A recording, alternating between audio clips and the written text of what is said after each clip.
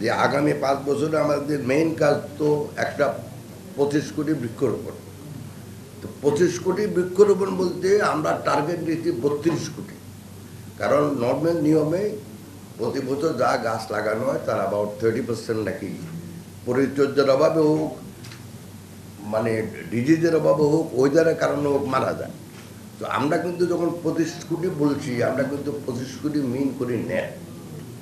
2 নম্বর হলো আমাদের বিজ্ঞান ভিত্তিক বৃক্ষরোপণ। যে একটা গাছ আপনি লাগাই দিলেন আর বাড়ি চলে আসলেও কোনো লাভ হবো না। এটাকে পরিচর্যা করা, যেভাবে এই বৃক্ষটা লাগানোর কথা, সারটা দিয়ে সেভাবে, এটা আমাদের ফরেস্ট ডিপার্টমেন্ট অলরেডি এটার উপরে একটা বুকলেট বানানোর কাজ করতেছে।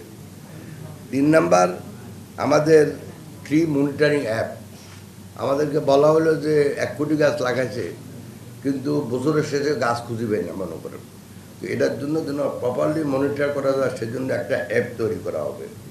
আমাদের নতুন নতুন দ্বীপ উঠতেছে, দ্বীপ এবং চরাঞ্চলে আমাদের মোর সবুজায়ন করা, মোর বৃক্ষরোপণ করা, এগুলি আমাদের একদম টার্গেটের মূল ভিত্তি।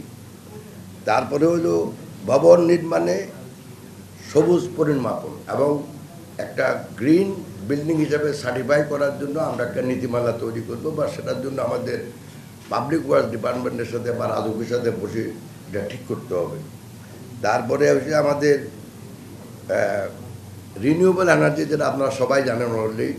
আমাদের মিনিস্ট্রি অফ এনার্জি থেকে বলা হয়েছে যে আগামী 5 বছরে আমরা মিনিমাম 20% অফ আওয়ার যেই বিদ্যুৎ আমরা ব্যবহার করি তার 20% মিনিমাম আমরা প্রোডাকশন করব ফ্রম দি সোলার। তারপরে আমাদের ম্যানিফেস্টোতে আছে ধান চাষে প্রযুক্তি ব্যবহার করা। এটা অলরেডি ইডি এই প্রযুক্তিটা মানে অনেক দেশে এটা দিচ্ছে। এটার একমাত্র কারণ হলো আপনি যদি অল্টারনেট ইউজ অফ ওয়াটার করেন, তাহলে আপনার কার্বন নিঃসরণ অনেক কমে যায়, কার্বন প্রোডাকশনও কমে যায়।